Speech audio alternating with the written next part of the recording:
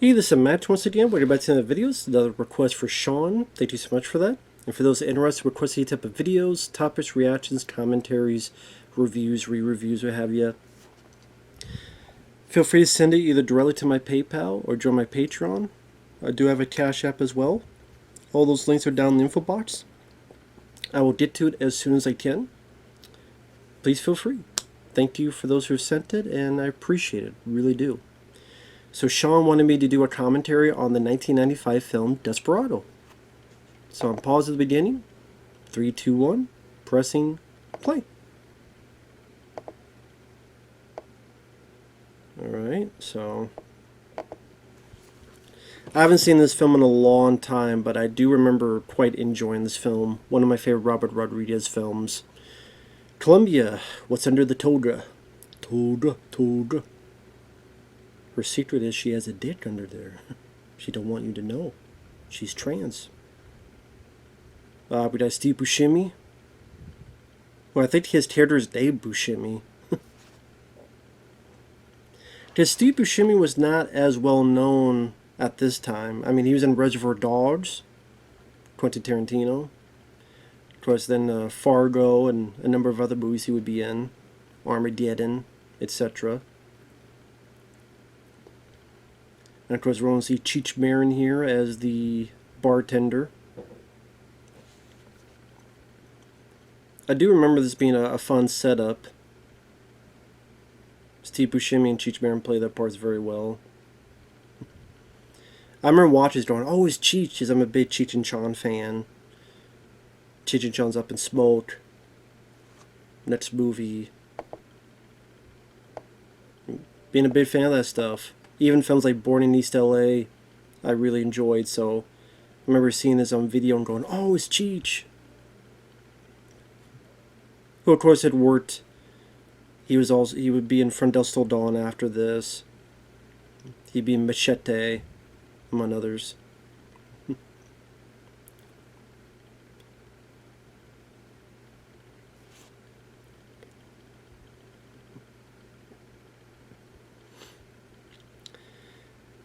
Now, of course, this is a sequel in a way to El Mariachi, which I didn't see until many, many years later.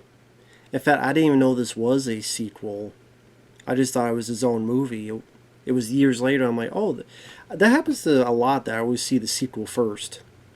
Army of Darkness I saw first. It was many, many years later that I saw Evil Dead 1 and 2. Halloween 2 I saw first. Many years later I saw Halloween 1. You know, there's another example. Many, many years later I saw El Mariachi, which I liked. I thought for his low budget was pretty impressive for what he was able to do. But of the trilogy, this is my favorite. I thought that the cast was really good. It had the right balance of action. It had a good flow to it.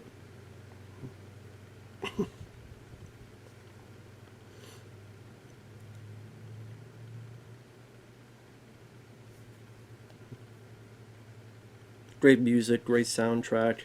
Of course, Robert Rodriguez would be known to do his own editing and his music and throughout many projects throughout the years. Even has his own studio. A lot of stuff is filmed there. I don't know if that was the case during this era. That might have been before that. Because he's getting his foot in.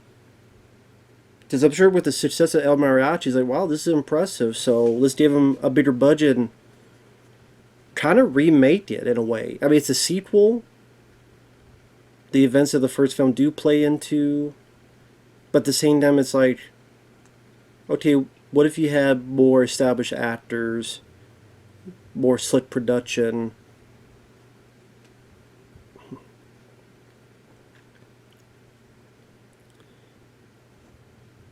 But again, I had not seen El Mariachi, so this idea of a suitcase full of guns was very cool.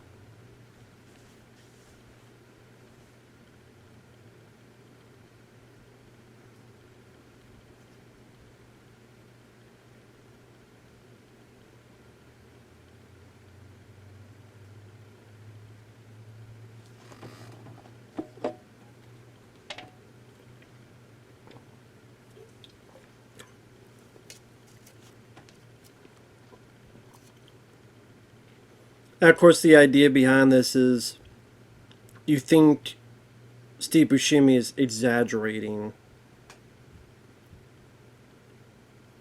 Like he's telling the story about all the stuff that he does. Like, okay, he's exaggerating. But then you see the reality later on when he does attack the bar, and a lot of that does kind of come into play.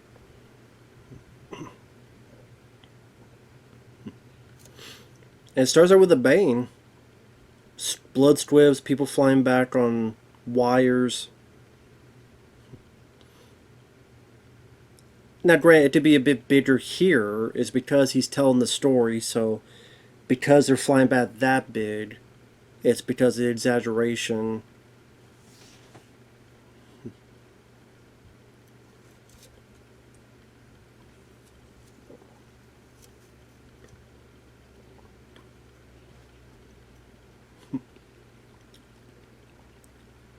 And that's why every person has this wire work where they're flying back to like a mile. Because you could argue and say, well, yeah, it's part of his. He's remembering, so he's remembering this fashion. He's remembering it bigger than it really was. So, I mean, to be fair, when you get to the bar scene in the end, they don't fly back this much, except when he hits the guy and pushes him, but it works for it. It makes for a fun opening.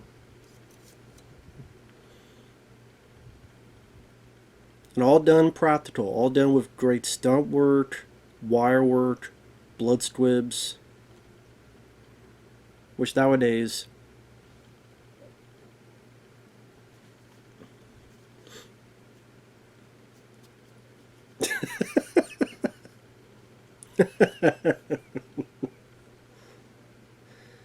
I love Cheech. Fuck you, man. It's the cleanest one I got.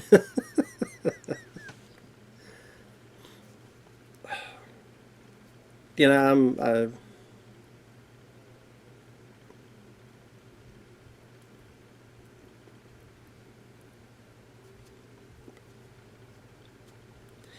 it's too bad. I mean, I know they did a Cheech and Chong animated film, and that was pretty bad. It was just a lot of like fart jokes and stuff. It's like, what? This isn't Cheech and Chong. Not really. No.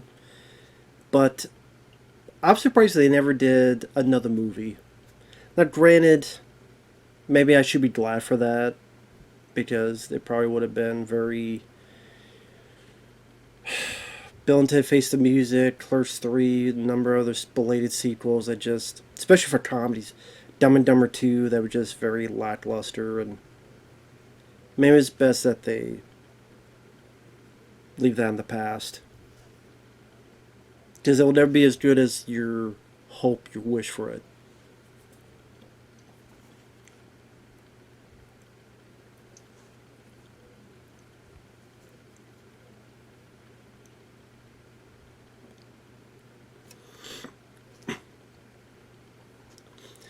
Now, there should be an inclination to people that he's making this stuff up. Because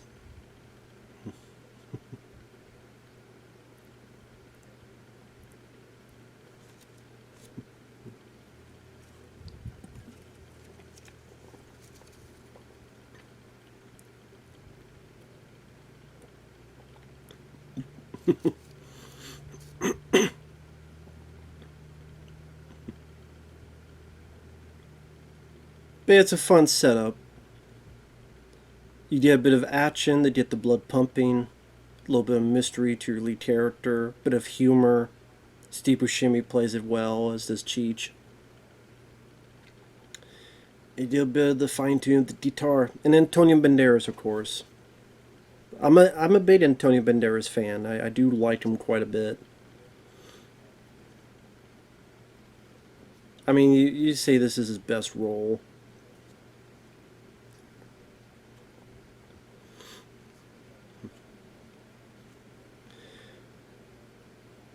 I even like it's anime, but the Puss in Boots movie.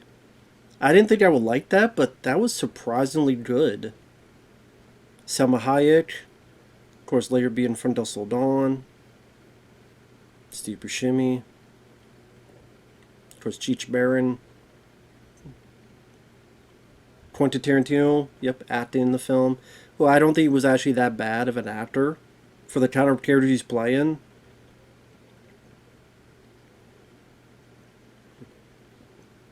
Of course, Rodriguez and Tarantino became quick friends, and Tarantino wrote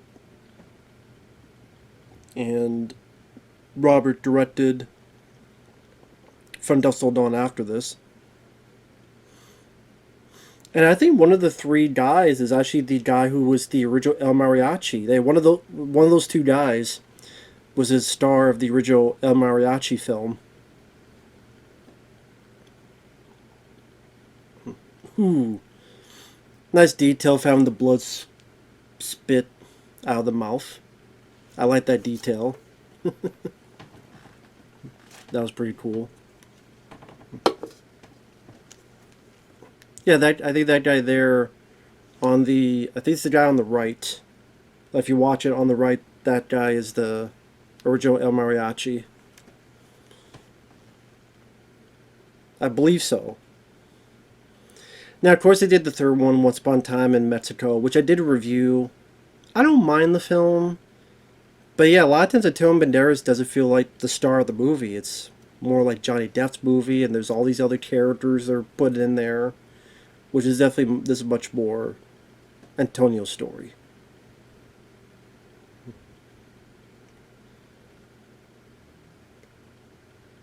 Yeah, this is where you realize it's part of a dream nightmare.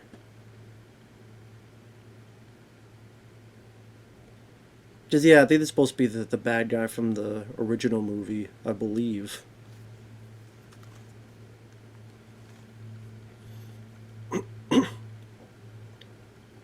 Yeah.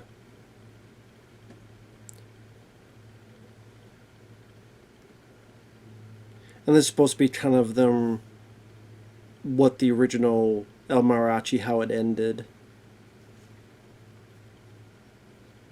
But of course, they had to redo it because that was Antonio Banderas.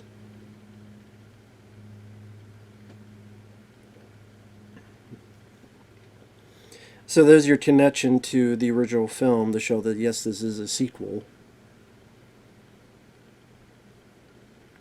It's a 7.1 on IMDb, 70% on Rotten Tomatoes.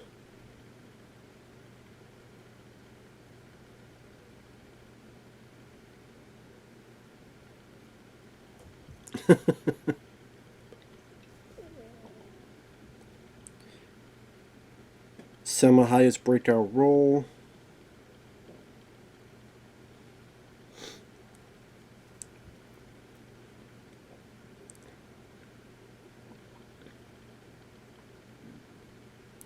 Since Banderas replaced the guy as the actor for the main character, the filmmakers reshot the final showdown as a flashback sequence.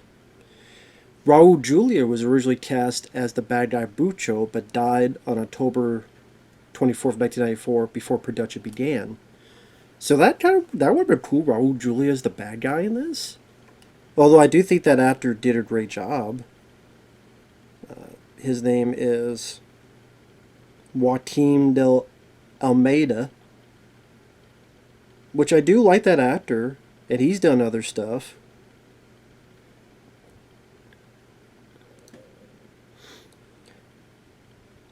I mean, that actor was in Behind Enemy Lines, arguing with Gene Hackman. He was an admiral in that. He was one of the bad guys in Fast Five. He was in The Hitman's Bodyguard. And I liked him in Missing, because in Missing, he was a good guy. The little girl is wondering where her mom's at, trying to find her mom, looking at a different country, and the one guy she could find to help, this investigator, is Joaquim de Almeida. Almeida. Sorry if I mispronounced his name. So, I liked him in that, because, again, one of the few times I got to see him as a good guy. Photography took place in Ciudad Ocuna, Mexico, across from Del Rio, Texas. This got an NC-17, the deaths of Tarantino's character and Danny Trejo's character. Now, I never knew this until looking this up. That's why I got the phone out. There was a large-scale shootout between the El Mariachi, Carolina, Buccio, and his studs at Buccio's mansion. Owing to the amount of footage the MPA demanded be removed, Robert Rodriguez elected to remove this entire sequence, giving the film its current fade-out ending. So a major shootout scene was cut out of this at the end.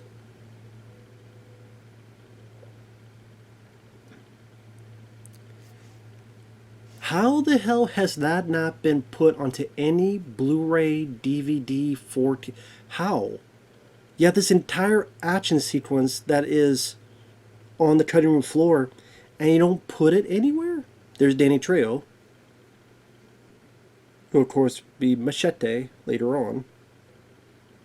Again, I never knew that they had a full damn ending cut out, an action scene ending.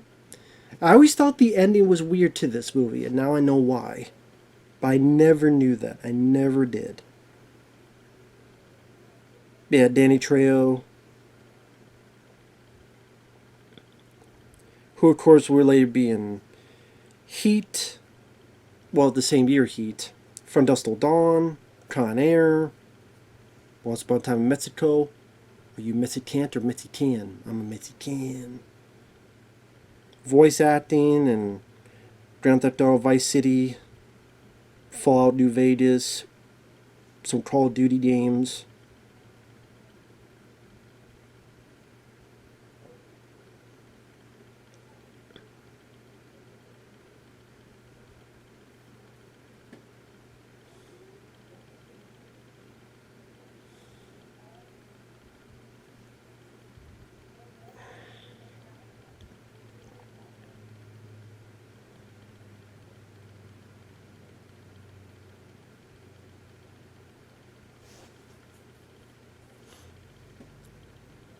I think Raul Julia would have done a great job in this, but this guy did a great job too as Buccio.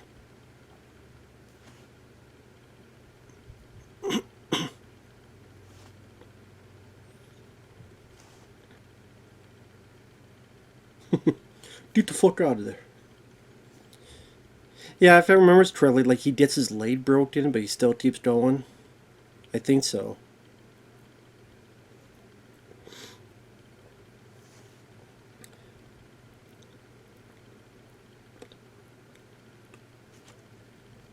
I think you got to keep on your guard, man. They're not going to play fair.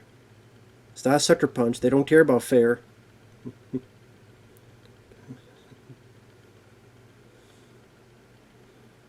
Come on, man. You're getting your ass kicked. Oop, you getting ass kicked some more. Your ass kicked some more. That's all he's doing, getting your ass kicked. Oh, you got one hit in. Congrats. Oh, now you're about to get your ass kicked. Stop it, he's dead already. Oh, there's his broken leg. Yep, there you go.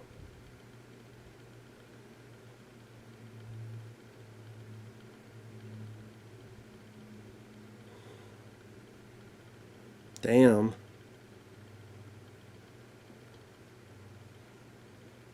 He had a kid so powerful it broke the guy's neck. I mean, that never comes into play if you think about it. Like him being this big fighter, having such a powerful kit that he broke the guy's neck. They just put the cast, he shoots, he jumps as if that's going to work, and then he just shot while jumping off, so pretty much he's just there to die later. And his fighting doesn't really come into play later, but, you know, it is what it is. During the production of the film, Robert Rodriguez and Danny Trejo discovered they're second cousins. Huh. The same two stuntmen were used throughout the movie, due to the film's low budget. For most of the killings, they used a gun that essentially fired fake blood at the characters instead of squibs.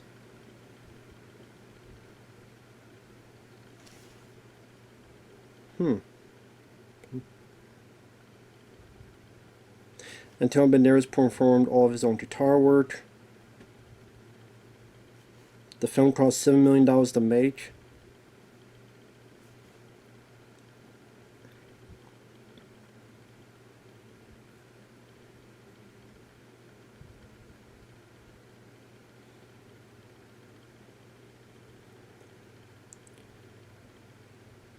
Antonio Banderas said it was crazy making this film. We did a movie with practically no money. Now he says we did a movie with $3 million. For an action movie that's practically nothing. There was a guy in the movie, a stunt guy, that I killed like 9 times. I killed a guy with beard, without a beard, with a mustache, with blonde hair, with glasses, without glasses. I mean, I think the guy who made the most money in the movie was that stunt guy.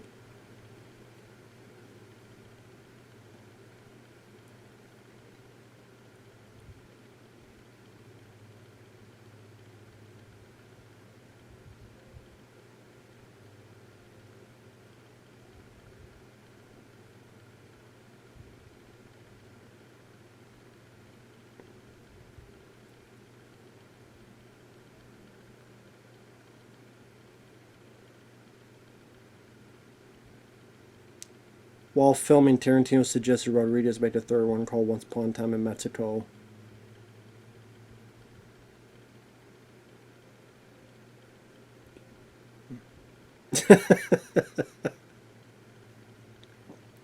I love Cheech like, nah, don't shoot her.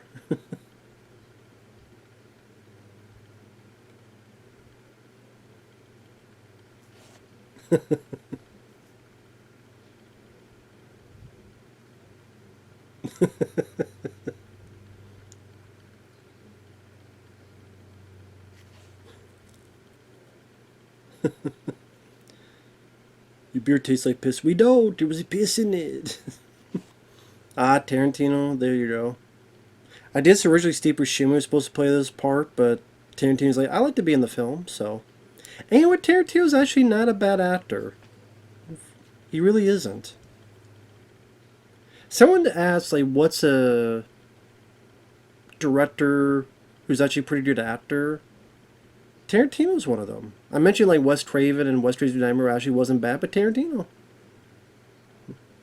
Like, honestly, I could see Tarantino being like a Ted Raimi kind of character actor. I really could, if he was a director.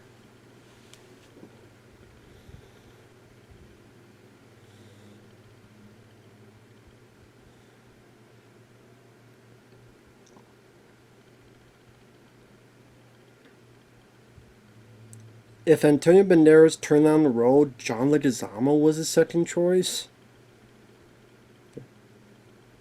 That would have been interesting. Antonio, I think, was the better choice, though.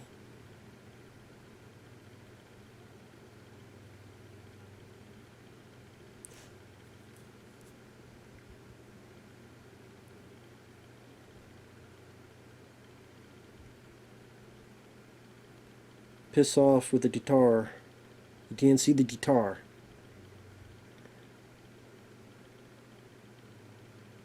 You're fucking nosy, kid. Yeah, leave me alone.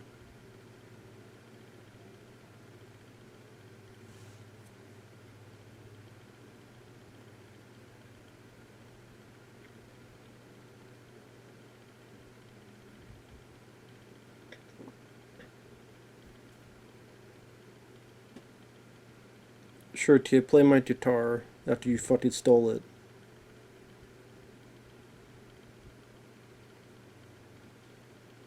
I'm looking up Antonio Banderas' filmography to see a bit of what he's done.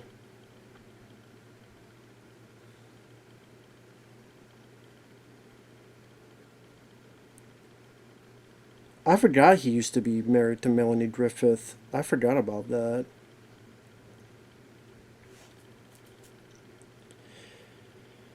But let's see, he was in some Spanish stuff back to the day in the late 80s. Then the Mambo Teens in 92. Philadelphia in 93. Interview with the Vampire. And then this film. And after this, he was in Assassins. He's really good at Assassins. I don't mind. I think the film's a bit too long.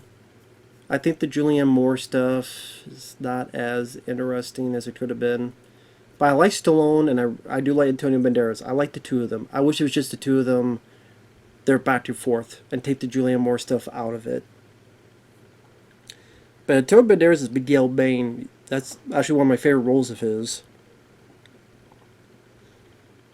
Evita, forgot about that movie. The Master Zorro, that's a good one. 13th War I could not get into. He was in the Spy Kids movies, thanks to Robert Rodriguez. Ballistic Ecks vs. Sever, yeah, that was a thing. Puss in Boots since Shrek 2.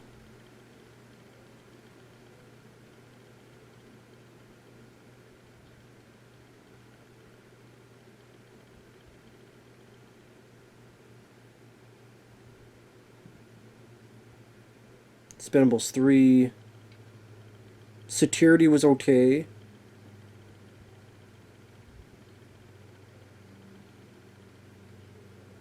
What was that? Bullet Head? I didn't mind that film. Hitman Wife's Bodyguard. But then he wasn't the main villain. Indiana Jones Dial of Destiny, he was wasted in that. Of course, Tarantino's story about the piston.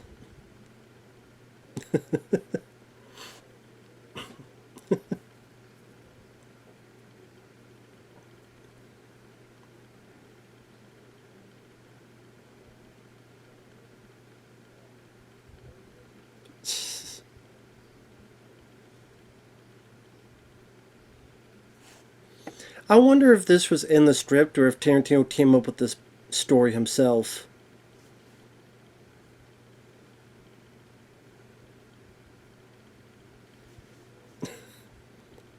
And yeah, I do wonder, like, how this story came about. Was it in the script the whole time, or did Tarantino come up with this?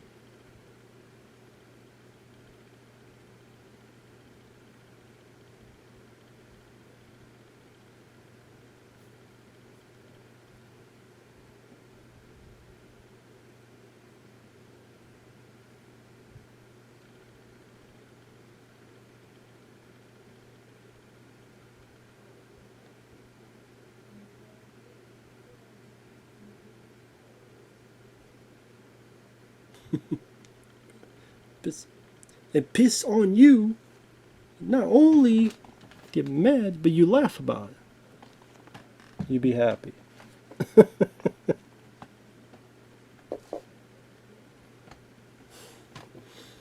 Oh, this is yeah, and the other guy gets shot. He didn't check out, but you did.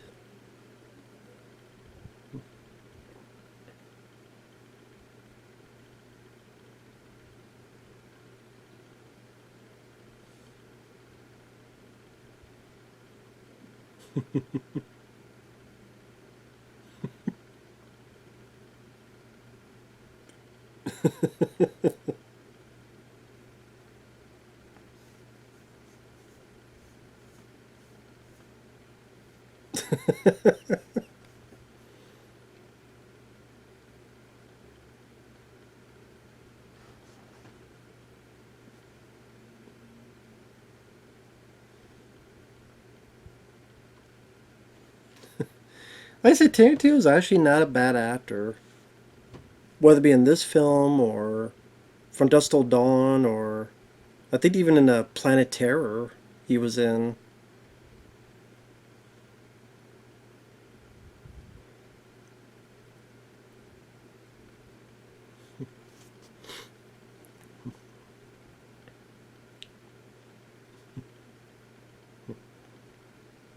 Oh yeah, the. I mean, to be fair, this is a good. Because no one would ever want to get near this. Thus, they would never want to touch this. And thus, there you go.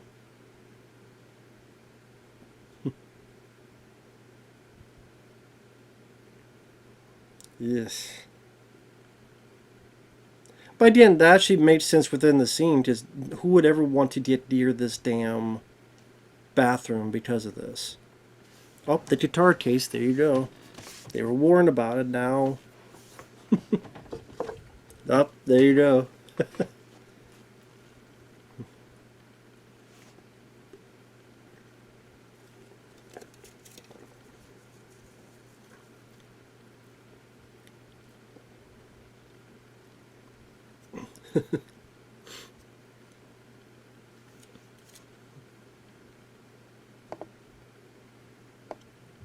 My guitar.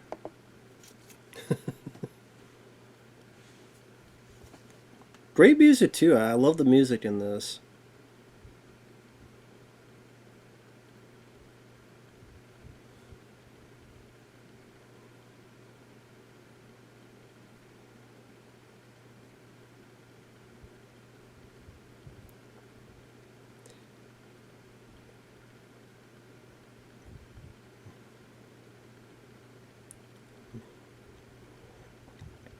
And so in his heyday, I mean, I don't think he didn't get as many great projects as he could have, in my opinion.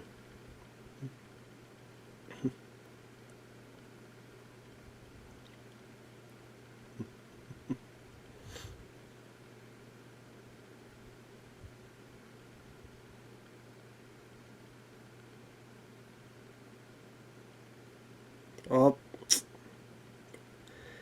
need to have a better mechanism on that.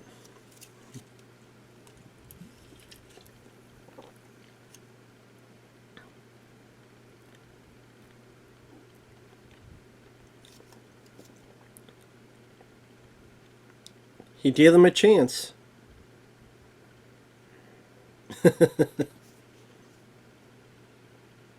How cool is that? The guns just popping up, great blood squibs. And then Antonio has the intensity of that. Not yet. Oh shit. Okay.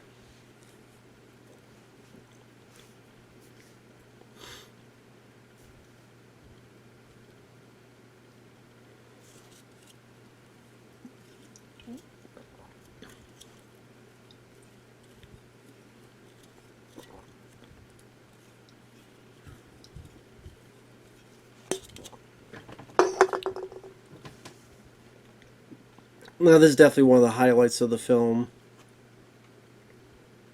Definitely one of my favorite part. Probably my favorite part of the film is this whole bar battle. The way it's put together, the way it's edited, just makes it very exciting. Again, the practical blood squibs. That part of the MPA cut stuff down because they're such douchebags. They did with Hard Target, a lot of other action films. Ooh, nice.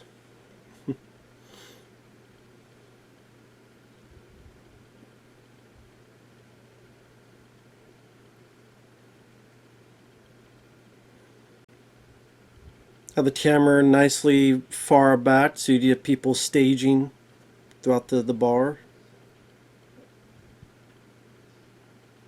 Ooh. Yeah, it seemed like that. So, I mean, at least you do see some of it, but yeah, I'm sure that shot was a bit longer. Tarantino's head get blown off, so to speak.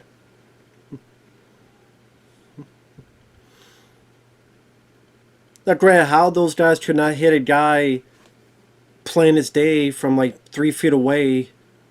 You either go with it or you don't. We got these Uzis. We're shooting, spraying. The guy's like this tall. He's not hiding behind anything. You all miss. That's a great shot. Kicking him off and that was very cool to see. One of my favorite moments in the film. Just good bit of staging. The way it's framed, the guy being ticked off and pummeled with bullets. Well, that worked. Well, you should be lucky. That means you would have just been knocked out.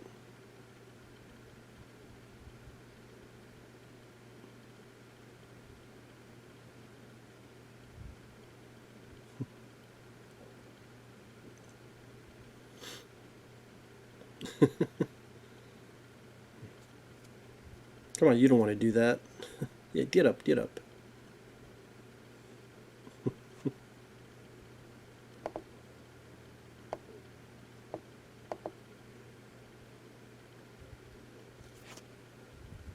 The hard way.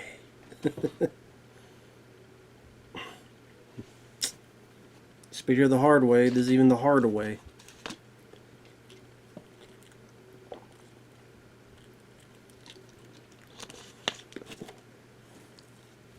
Oh shit. Ooh.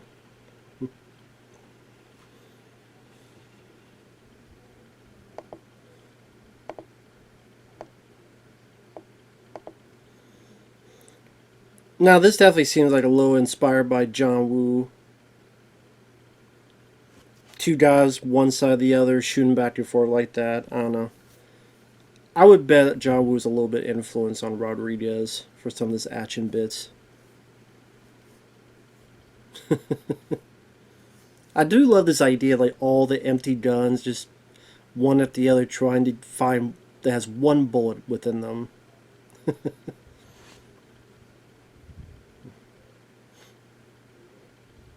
Because I've seen this idea done and implemented a lot, where it's like there's a bunch of guns.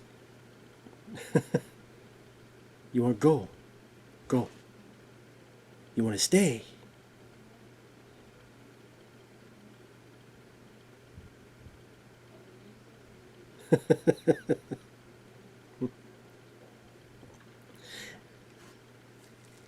Listen, Intelligence played this so well. Has a sense of humor, but series is intense.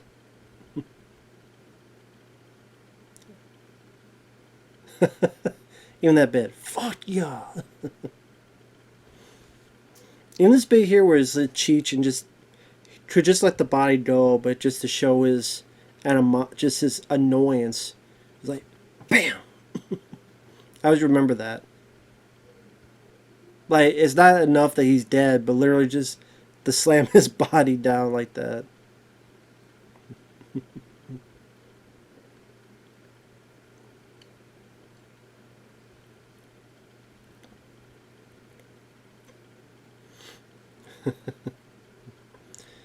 Well, there you go. That shows what kind of damage he could do.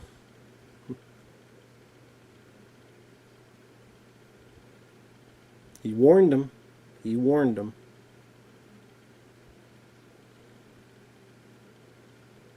That's why when I see the way that scene is staged, I see the way that scene is shot, and if the ending was more violent, I want to see that. Why has that never been released? Someone please ask Robert Rodriguez, does the studio have it? Do you think Rodriguez would be the type of guy that would own all that stuff and have all that stuff? You would think, even in this early stage of his career.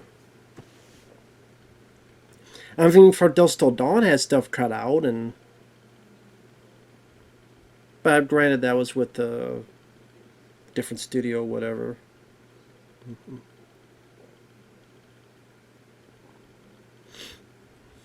I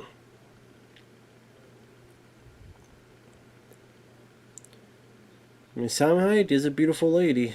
She's definitely a showstopper.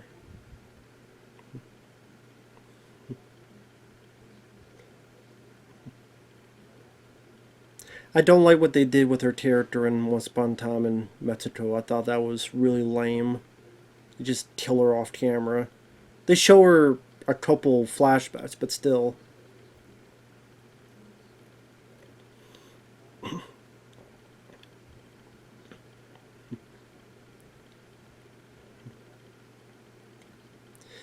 Why was the guy running towards him and not shooting? That's a bit weird.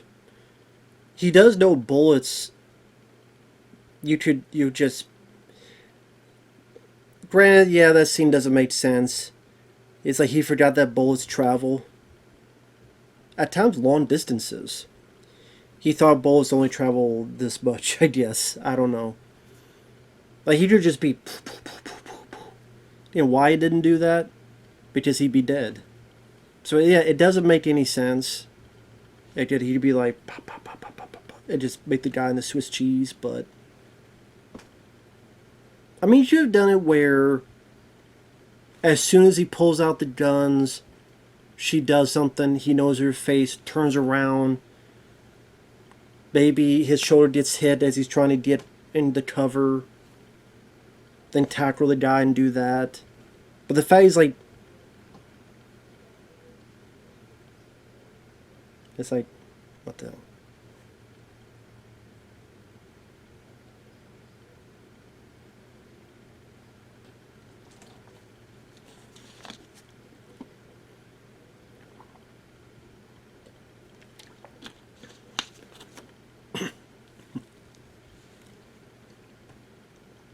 But I mean, it's a movie.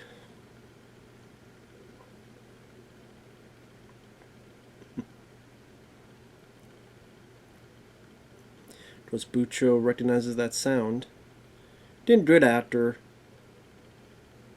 He has the right tone, the right look, the right inflection, the right intensity. He's not wooden, and he's not hammy.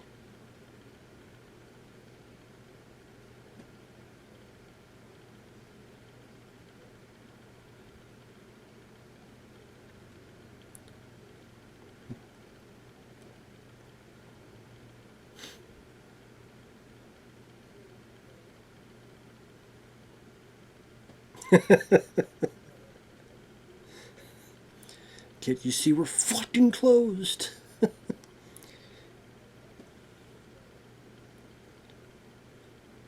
See, I mean, that line works because it works with the character, it works with what he's saying, but at the same time, it does have a funny bit to it because, you know, what else is he supposed to say? I just, it works. It works for the scene. And yeah, Selma Hayek, beautiful lady, and of course, you would see a lot more of her in From Dusk Till Dawn. Beautiful, beautiful lady. Which I liked her in The Hitman's Bodyguard and the Hitman's Wife's Bodyguard. Selma Hayek did a great job in both of those. Even in films like The Faculty, another Robert Rodriguez joint. I mean, Rodriguez, I would say my favorite of his was From Dusk Till Dawn, but Desperado's definitely up there. Like I said, I like The Faculty. But Rodriguez, like a lot of directors, the past 10 years or so, I I have not liked a single thing they've done. The countless Spy Kids movies. I guess they're popular enough that he keeps making them. Machete was really disappointing. Let alone Machete Kills.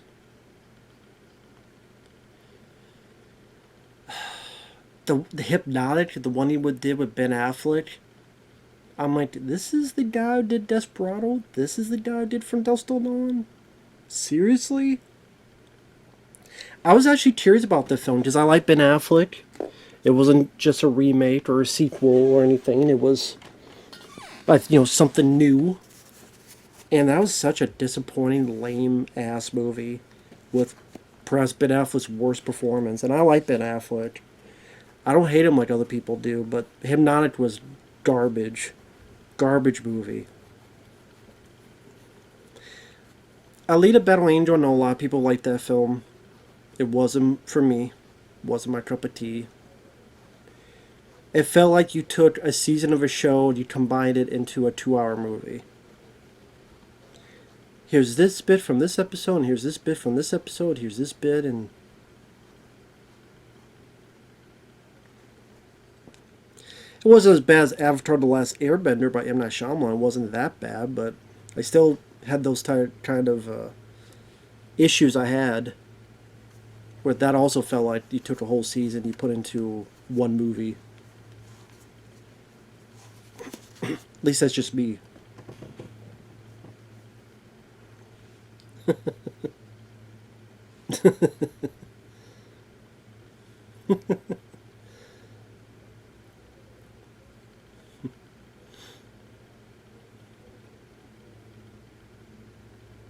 These two definitely had great chemistry. That's why the fact they just kill her off in the second film, in the next film, is ridiculous to me. Like, they had such good chemistry, it would have been such a wonderful asset, and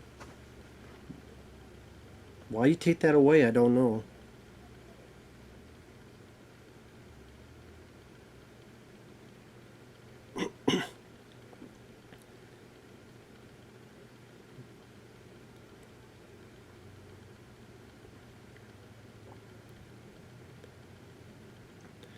But yeah, Desperado, this movie. I mean, yeah, I mean this movie, The Master Zorro, that last Puss in Boots movie.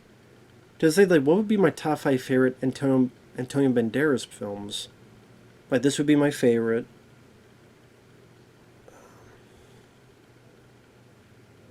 Like I said, I like The Master Zorro. I probably put Assassins in top five for him.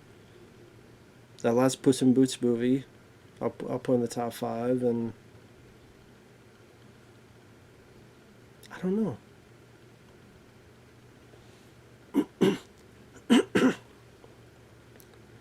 Does I look at his filmography and the last?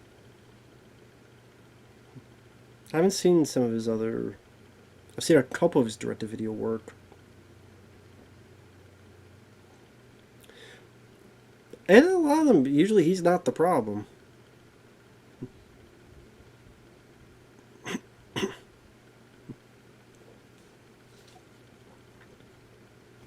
The crotch gun that we see a lot more in play in From Dusk Till Dawn.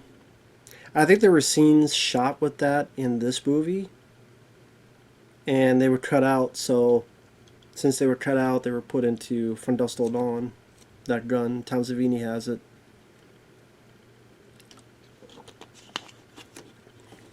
Where are those deleted scenes? Where is the deleted finale? Sorry about that.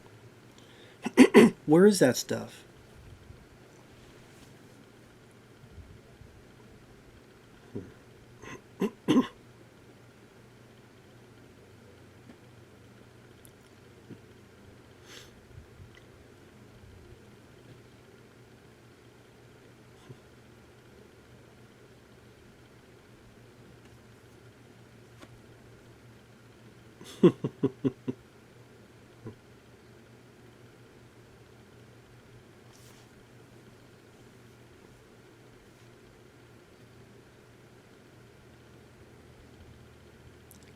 So was this a setup for she was going to have this later on?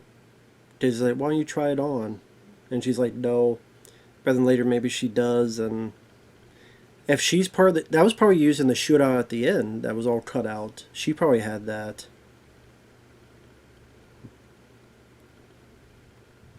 I'm guessing. Again, I don't know, since we're never going to see that.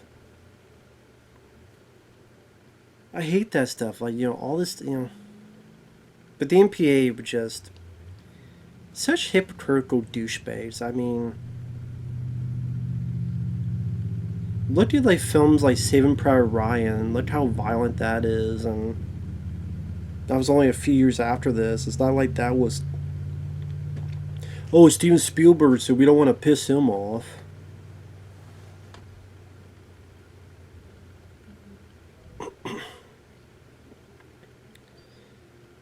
And it's where like you see like Rambo 4 and how violent that is in 2008. You see just how violent that is.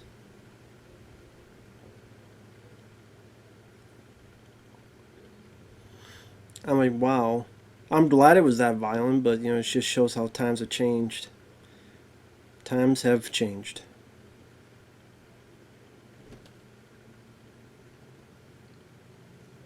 Again, either slasher horror films or action films, they were just.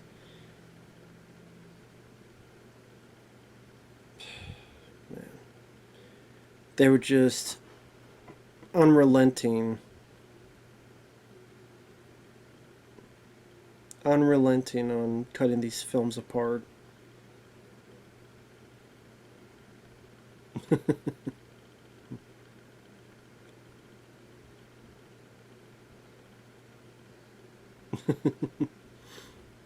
I do like the running joke Take the car. That's what I paid for. He says it here. I know he says it one or two more times later on.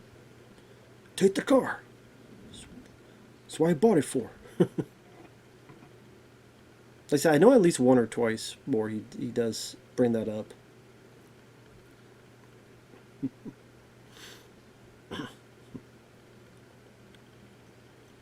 Santa Cecilia. Or Cecilia. Sorry.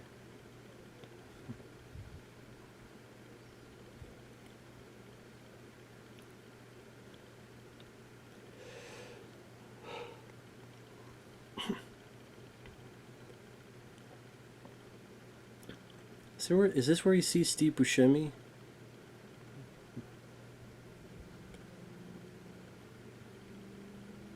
Yep, it is. Okay.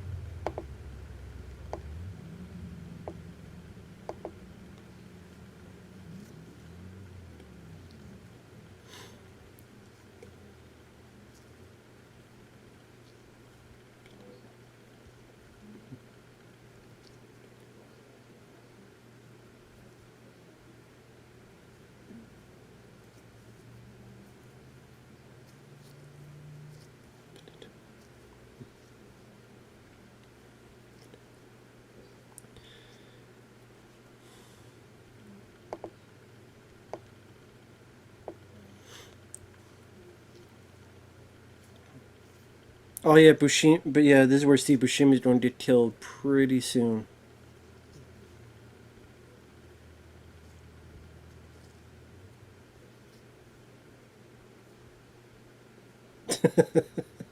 Yeah, I like that line.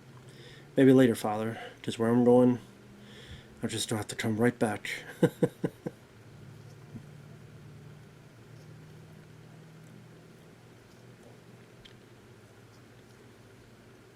Man, those old school cell phones, however you want to put it. I don't know if you really call them cell phone. I don't know what you would call them back in 1995.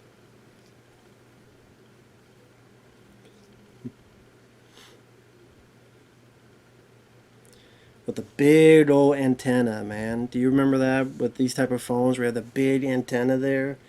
Can you imagine if each time you're on the phone nowadays, you have to put a big old antenna that you can sword fight with? So, it definitely shows how times have changed.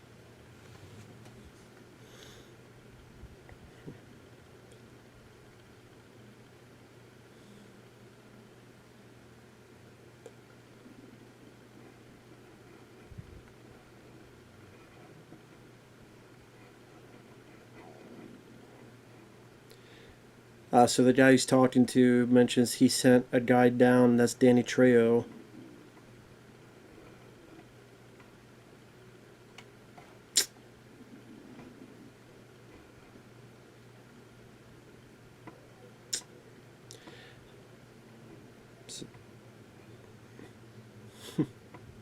So he can't warn the guys that hey, Danny Trejo is going to come and don't shoot him.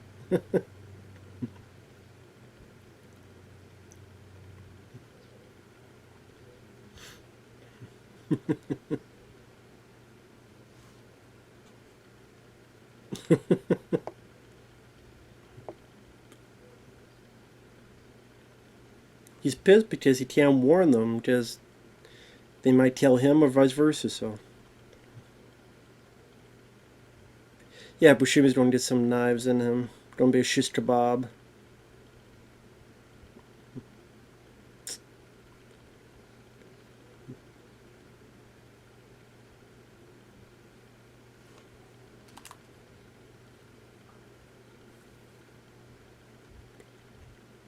I do like the editing of this. The building of the tension. We know Trail's getting closer. Ooh, there you go.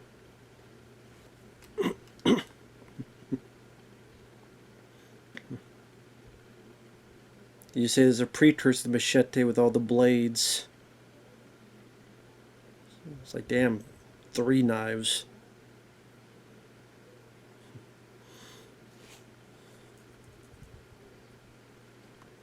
Ooh, nice sound effect there. Very gushy. Oh, they don't know.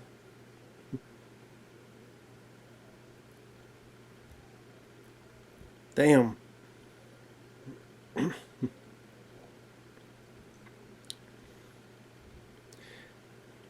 That's what he did for no communication. Turn everyone into a damn pincushion. Or trying to.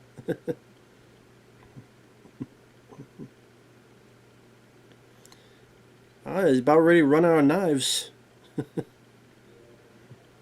don't have too many left.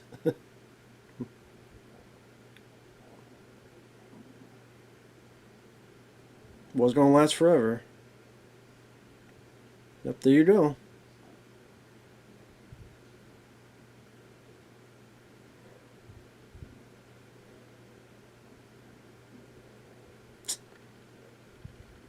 At least they had 1 knife left. Too bad I ain't gonna use it. Of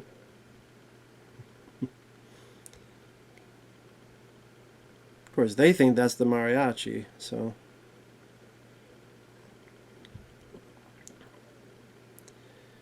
But damn, Antonio's not having a good day. Here he got, he got healed up. Here he got healed up. He goes back, his buddy's dead. Now he got hurt again.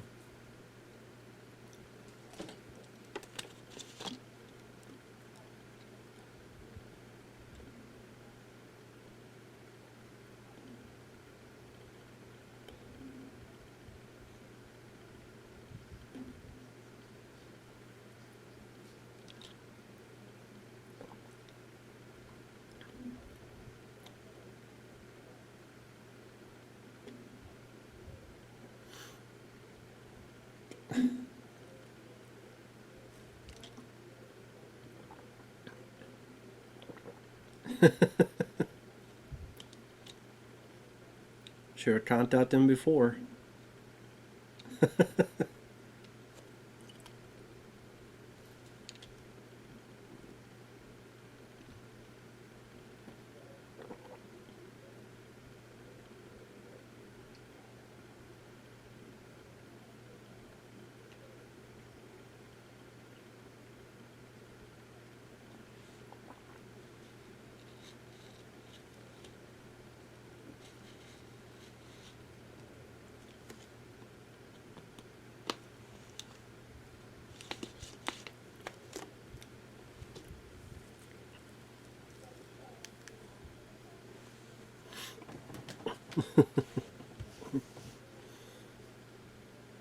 I swear that's a line from another movie. You're not a believer. That will be your downfall.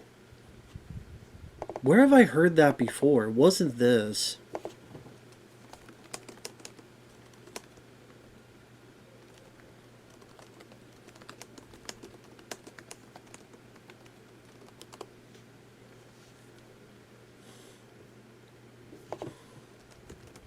Yeah, I swear I've heard that in another.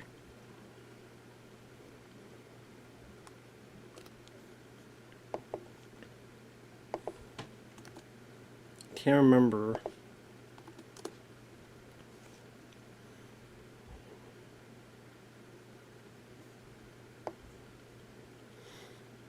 Yeah, I don't know. I know I've heard that line before in another movie. It wasn't this, but I forget what it is.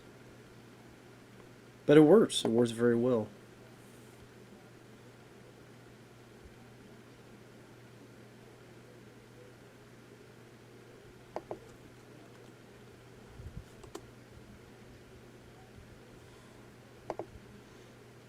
Damn, he's bleeding badly.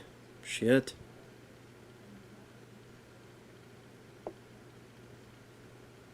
I'll do my best.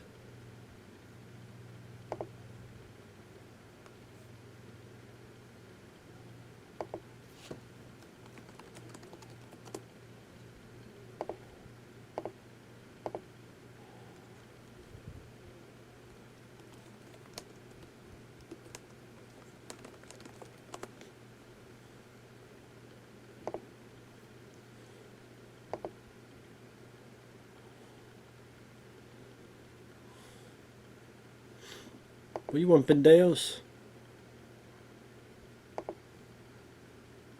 Is that don't fuck with me? Don't fuck with me, man. I do not want to be fucked with. Sally, just leave him alone. Just leave him the hell alone. God damn.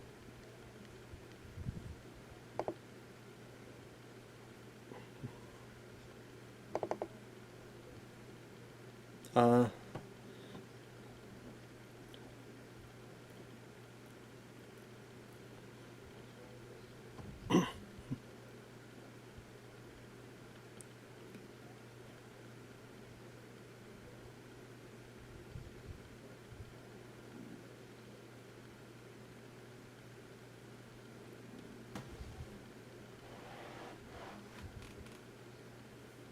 Hmm. The whole place is connected by drugs. Damn.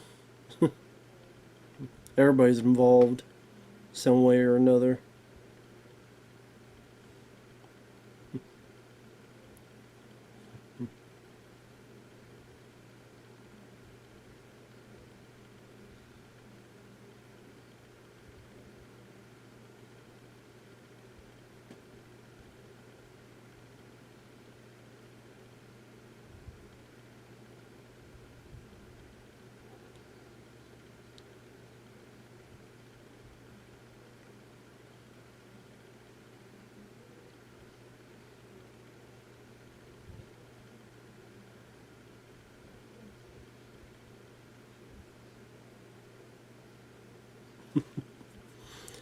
So I'm just seeing these two just have such great chemistry.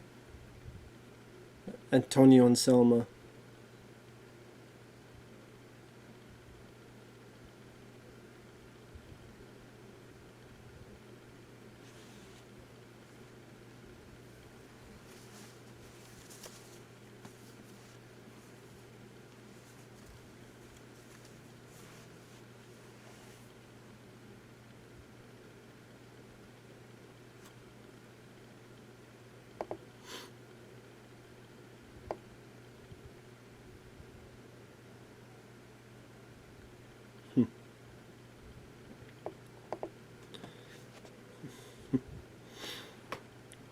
And that's the thing, like, this movie is not like wall to wall action when you look at it. You had the opening, you had the bar scene, you had him being tapped by knives, and then Dan Trejo's little action bit. And you have the bit with when it was got the special guitars, like the one with the rocket and all the other stuff. There's not a ton of stuff, so. But then what makes it work is when it's what is happening also between the action. You get intense performance by Antonio. You got a likable, character, likable person like Selma Hayek, who's also beautiful. Some nice sense of humor, good music, all the little trimmings that helps in the proceedings.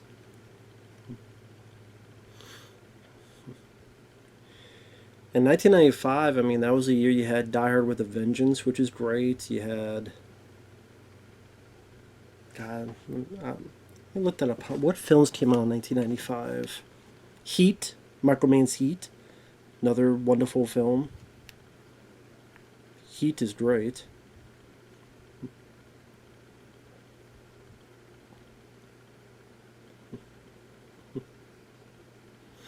There's Bucho.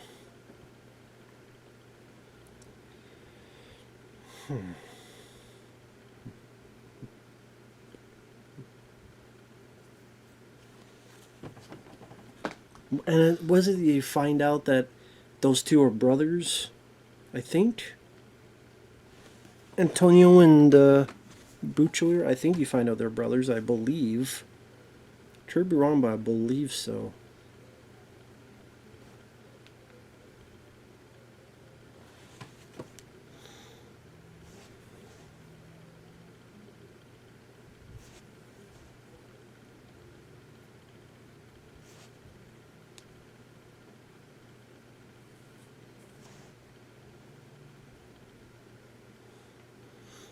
I'm looking up films of 1995, seeing what films we had that year.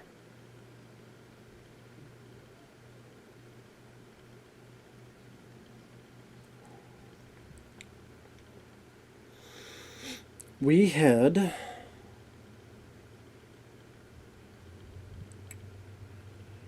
the biggest films were worldwide, that is. Die with a Vengeance, which is a great movie. Toy Story, Apollo 13, GoldenEye, Pocahontas, Batman Forever, Seven, Casper, Waterworld, and Jumanji. And films that came out. Let's see. We had films like Tales from the Crypt Demon Knight, which is a good one. Quite liked that one. And The Mouth of Man is one of my favorite John Carpenter movies. You had films like Heavyweights, which I know has become a bit of a cult film. The Mangler I've always enjoyed, with Tobe Hooper directing. Outbreak with Dustin Hoffman. Another film I enjoyed. They got a little bit of a resurgence during the pandemic. Major Pain, very funny movie with Damon Wayans was hilarious in that. Tommy Boy, another good one. Bad Boys.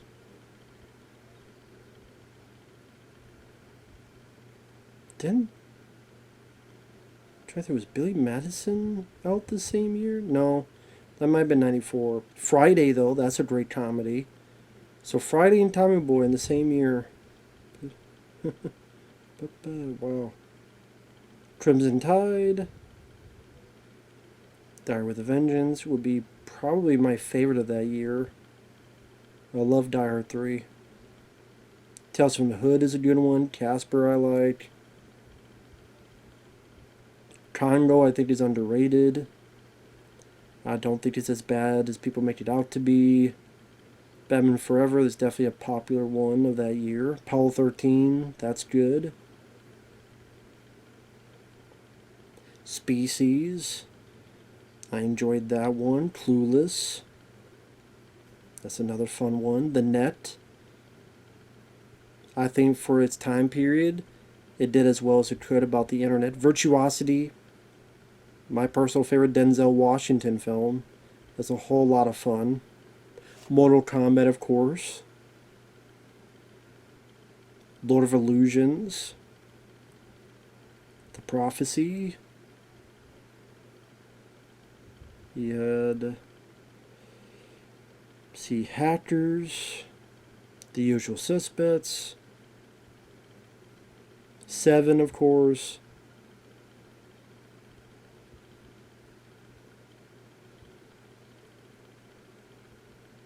Yeah, a lot more. You had, what was it? Get Shorty, Mallrats, Copycat.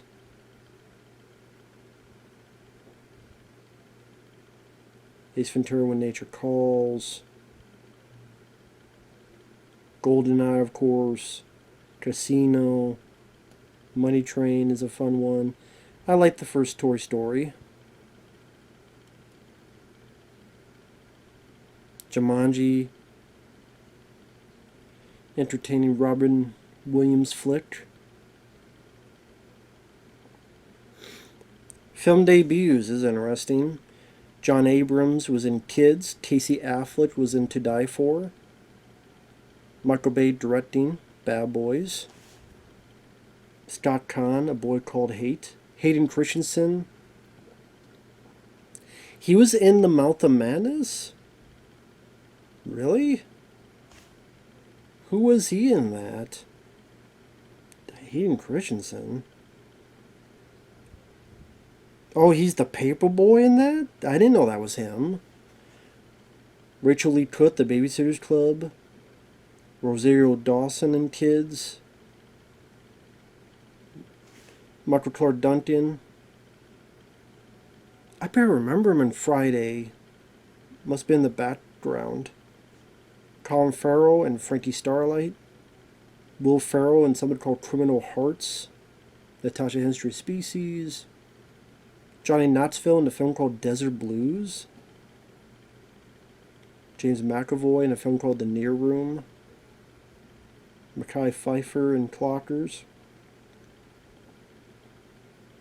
Paul Rudd in Clueless. Charlize Theron in Children of the Corn 3 Urban Harvest. There you go.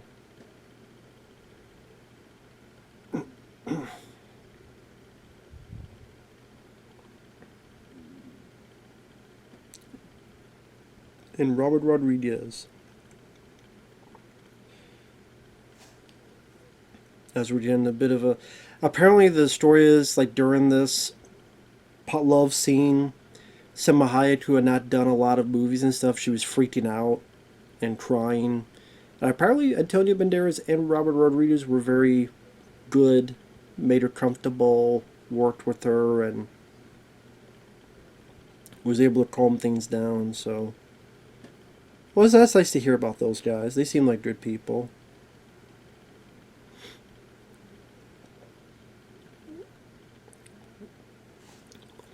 But yeah, El Mariachi in 1992, then this in 95, From Dusk Till Dawn 96. I would think that would hurt, spurs on your skin. I wouldn't want that.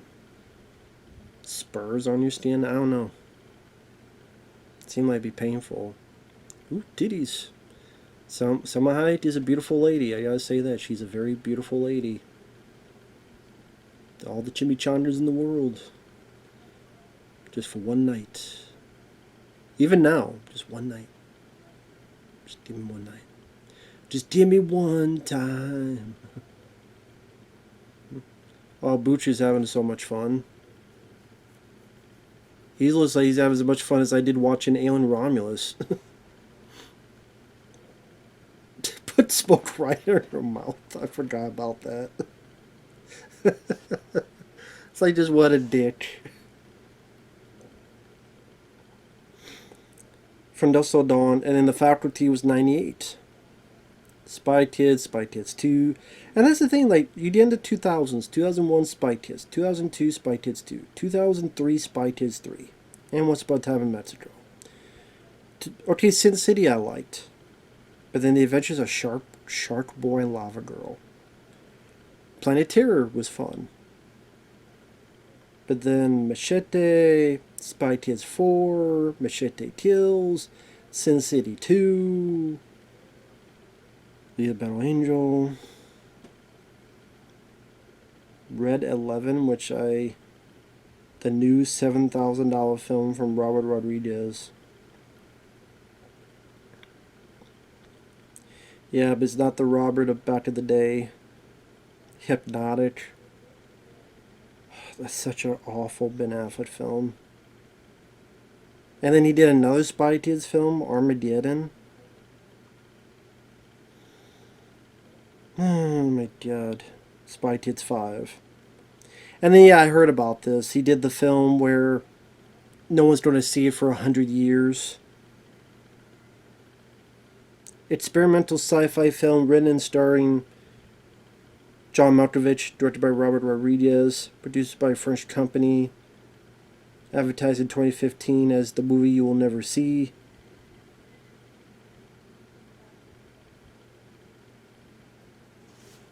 So it's a film that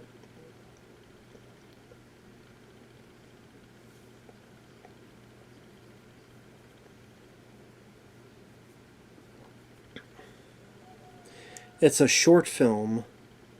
I was making several short films for them, and I finished that one first. We shot that one first. I thought that was going to be a commercial or something. And I showed them the movie, and they said, yeah, that's great, that's great. That's the one we locked away. And I said, what? That's the one you locked away? What about the other ones with the future? No, that's the commercial. So...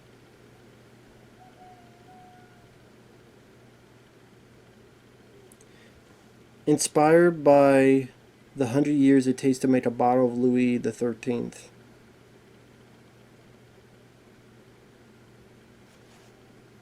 So, high-tech safe behind bulletproof glass that will open automatically on November 18th, 2115.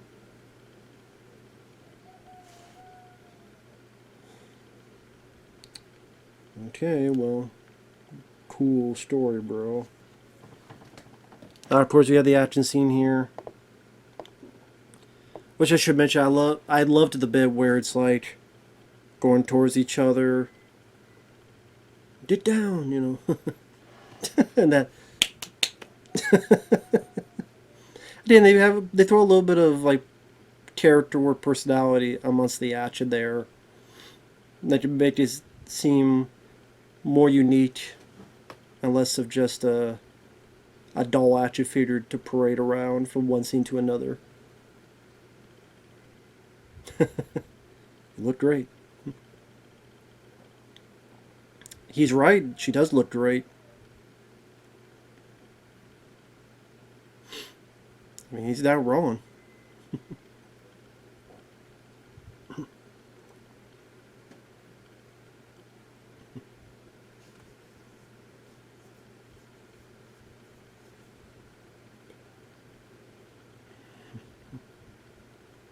Ooh, got him.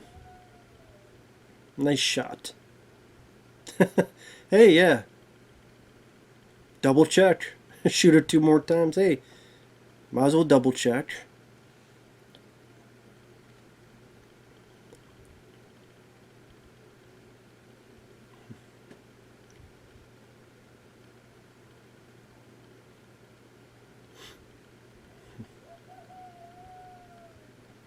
And yeah, I know there's the roosters and stuff in the background. They're watching the film as well. They're enjoying it too. That's a great chemistry between the two leads.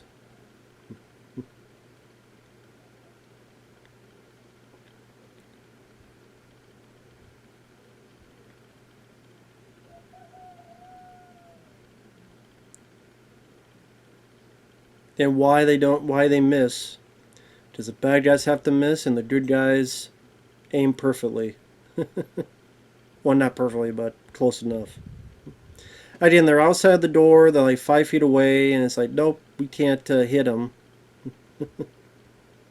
That's a cool shot. The fire behind them and then the wind blowing their hair. Good cinematic movie moment. But that's the case. There's a lot of times where the bad guy should be hitting the hero, and I mean that's for a lot of movies. So you can't just blame this movie. There's a lot of movies that do that. Again, no cover, nothing. They're shooting. Blah, blah, blah. Like, what are you aiming at? You know. It just is what it is.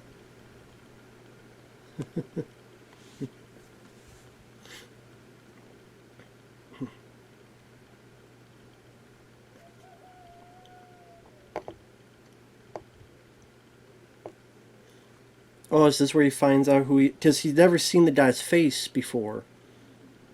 He never saw his face. This is where he sees the face, right? Realizes his brother. That's right. I said it's been a while since I've seen it, but that's right. He realizes who it is once he sees the face. Imagine if he shot now. Don't worry about his face. There he goes. There he goes. Now he realizes it.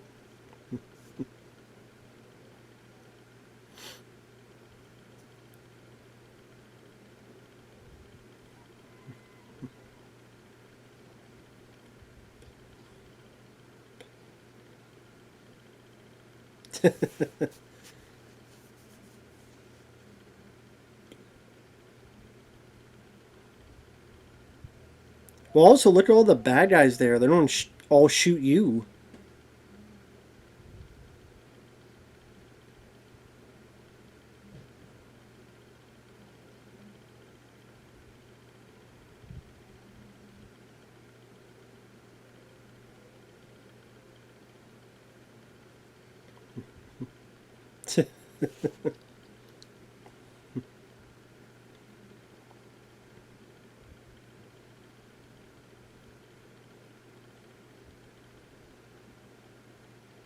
Well, she deserves a bit of an answer. Her damn store did get burned down. She almost got her ass shot off. She deserves a bit of an answer. It's the least you to do.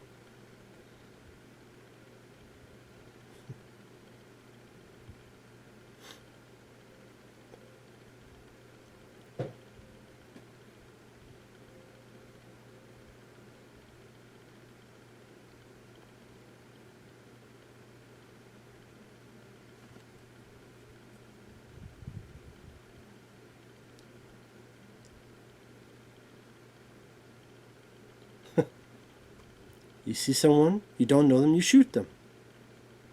Ah, yeah, that's right. He's like, who are you? I don't know that guy. Yeah, who are you? I miss bad guys like this. They're just fun. Lance Henriksen and Hard Target. William Forsythe in Out for Justice. Ooh, right then there.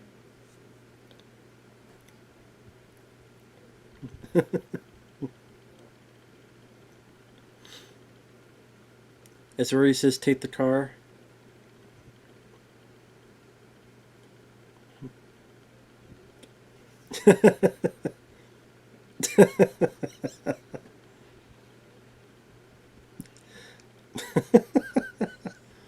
Who are those guys? I haven't seen them either.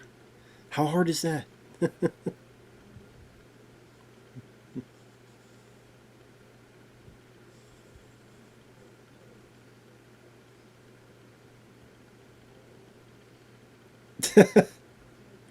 Yep, there you go. Take my car. That's what I bought it for. Take my car. That's what I bought it for. He's like, get the fuck out of here. Just shoot. It's bulletproof, so it's just pissed off.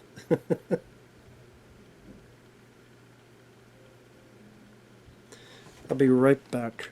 Alright, had to get something done real quick, but I'm at 1 hour, 22 minutes, and 2 seconds. 3, 2, 1, pressing play.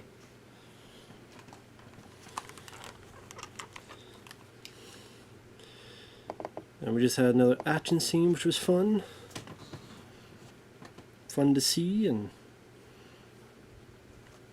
we got about 22 minutes left. We got the other action scene with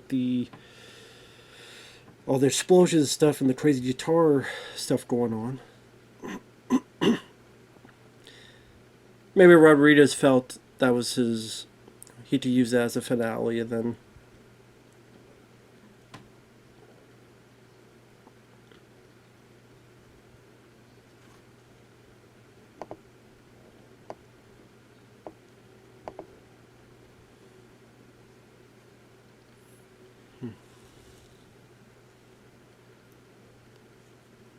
well, he's right about that. Easier to destroy than create. That's definitely true.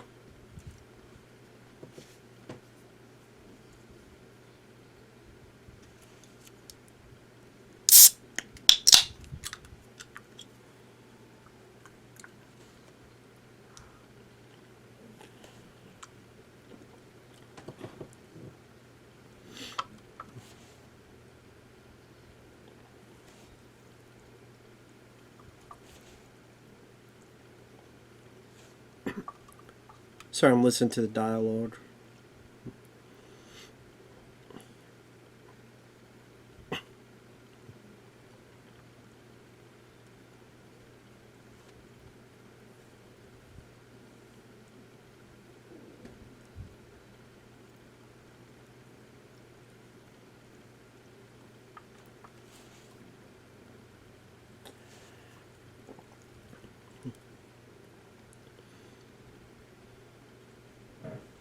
I was like, I'm glad you're laughing because I ain't laughing. I'd be like,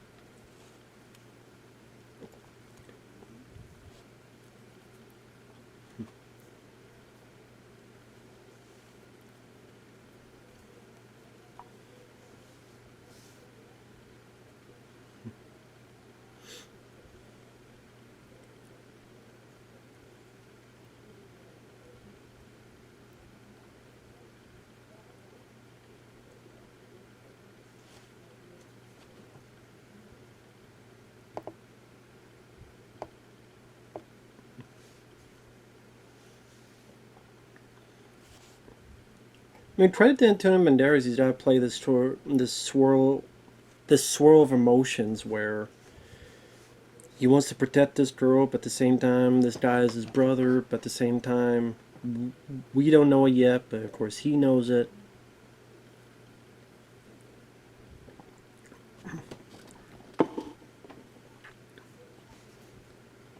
And then trying to figure out what to do next.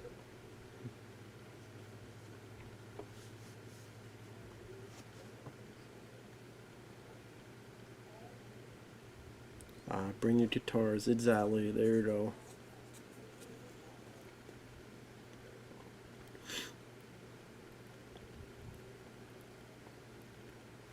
Here you go. One's like a... Isn't one like a machine guns?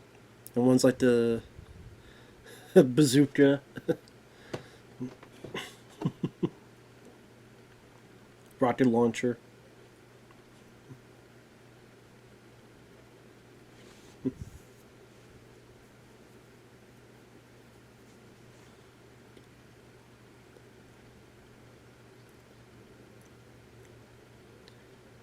Try to remember if both of them get killed.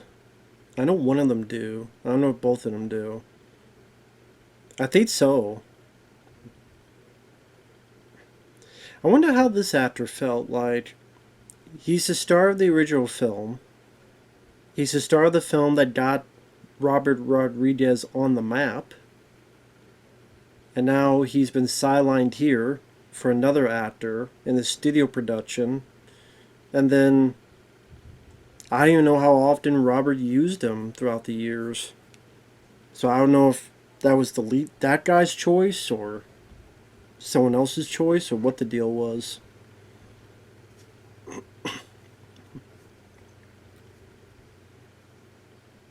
I wouldn't say he has animosity for it. You'd never hear about it. But it's just, and you think like, Robert, we started this together. You know, I was the star of the movie.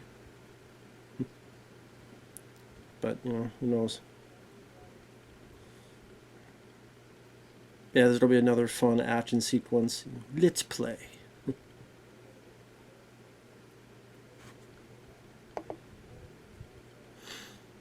Yeah, there's like 17 minutes left.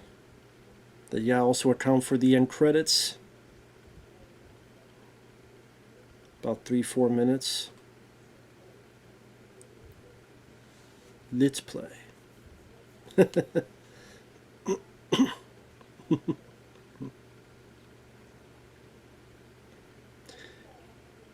you, you really cannot hit the broadside of a barn, can you?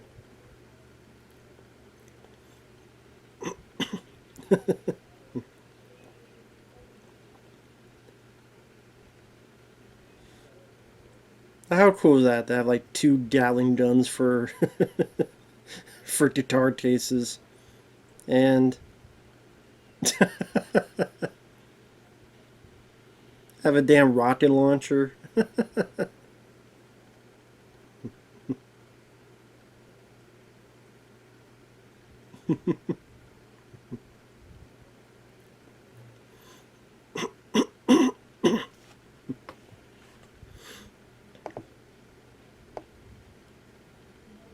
Yeah, don't worry about your guitar.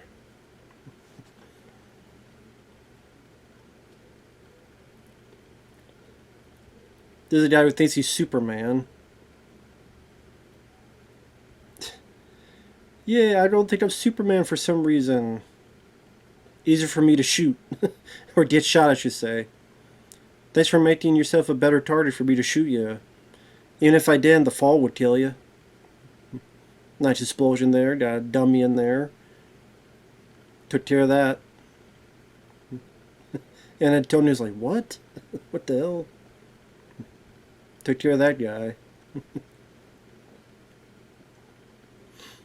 Maybe don't be out in the open. Get some cover. You would think. You know, get some cover at least.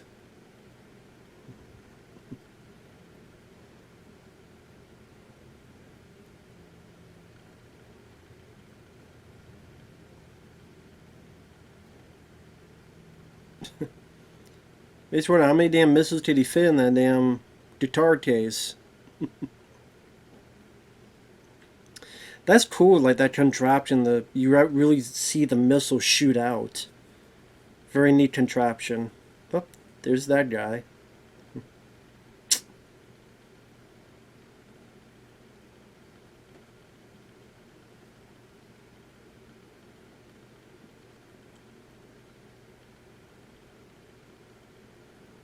Yes, I do. Get in the cover, man.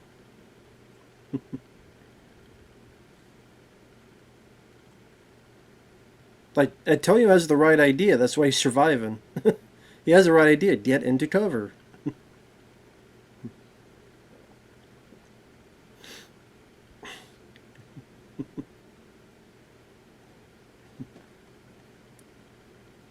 But of course, I mean, this is symbolic. The old El Mariachi and the new El Mariachi at one point being back to back.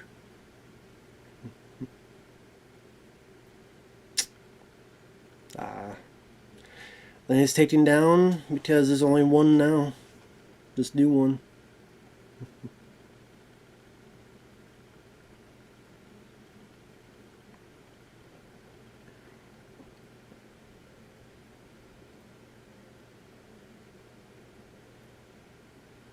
Take care of those two. Yeah, Banderas didn't really get to shoot a lot of people during this whole scene. Does it shoot the guy that thinks he's Superman? The one guy we did the behind the back thing, the one guy like that. Or at least he was shooting that way. Don't be in the middle of the road. Just saying, it's a bad idea. You ever heard of roadkill? There you go. Again, don't try to stop trucks with your face. It's not going to work out. Just saying. It's usually not going to work out. Sorry, my nose itching. Done. Don't let... don't try to stop a truck with your face. Yeah, the memorable part of that scene is the other two guys and their guitar work, so to speak. I get that he's upset about the kid being shot, but your two buddies are dead too.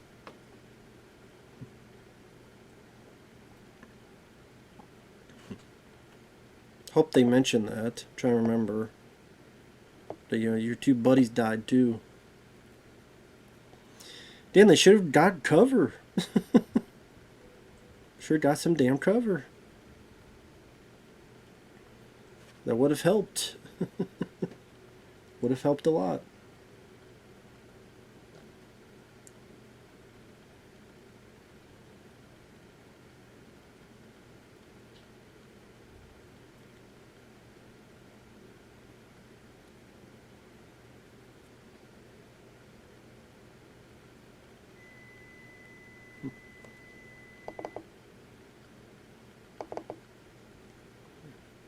And I'm cooking something. You're wondering what that noise was, that beeping. I'm cooking something.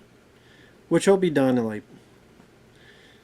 15 minutes, so I got time. I got 11 minutes left of the movie.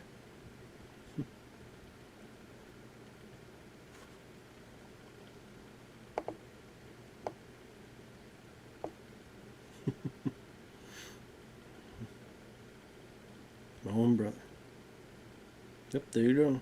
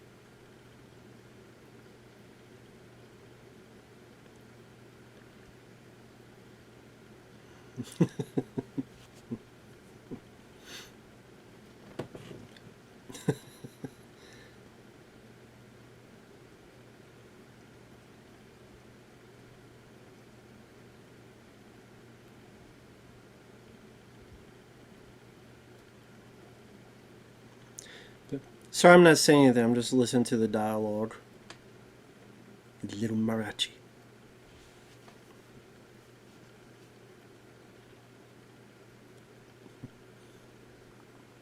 They said the character. I mean, Bucho. They said the actor does a really good job selling that intensity.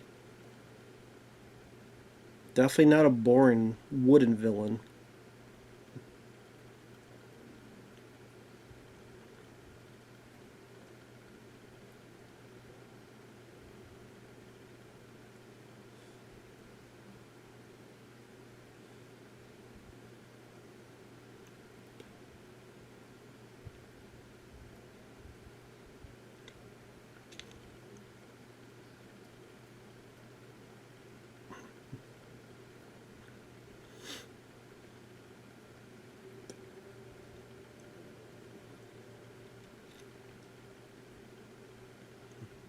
So we're gonna get the fade out.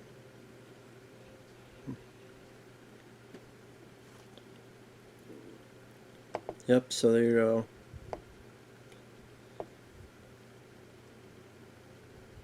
go. So that's what. Yeah, I always wondered when I first saw this film. I went, "What's up with that fade out?" But I didn't. It's not until doing this commentary, I looked a little bit info up. I'm like, oh, there was an entire action scene cut out where he would be shooting the bad guys, and then Selma Hyde would be shooting the bad guys. I'm guessing that's where the crotch gun would come into play on Selma Hayek's character.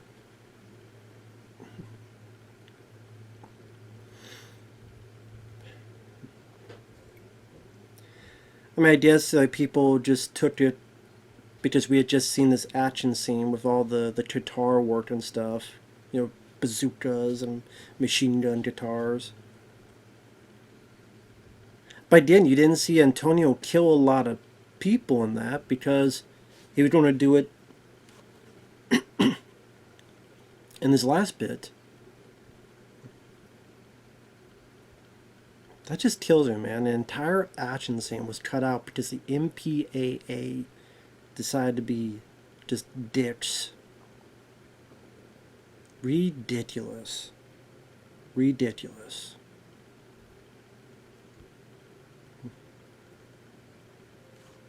I do like this guitar work in this music.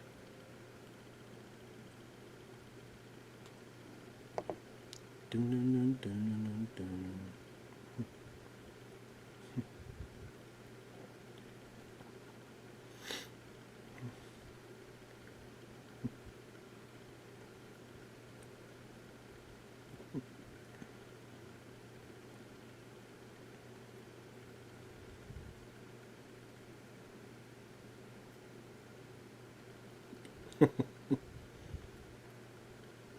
Again, they worked very well together, these two.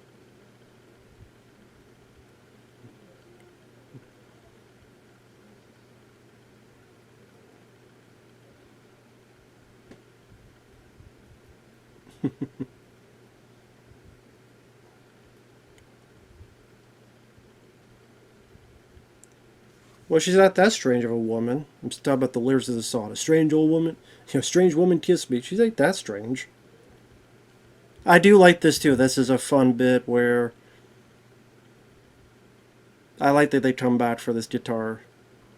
Like, you never know. Just as the audience, like, no, don't leave the guitar. Don't leave all those guns.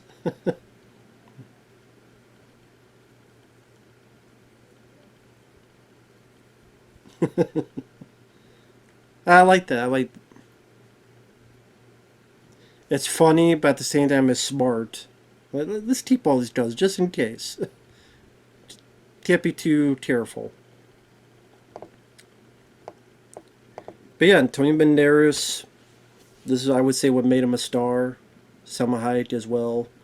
Joaquin de Almeida was great bad guy. Cheech Marin, always wonderful to see him. Steve Buscemi, going to even bigger projects. Tarantino, Danny Trejo. A lot of start for people. A lot of folks that kind of got their early start in this. So, I mean, you see multiple stunt people there, so it wasn't just, you know, just two guys like some of the trivia was saying, but it wasn't like 40 of them either.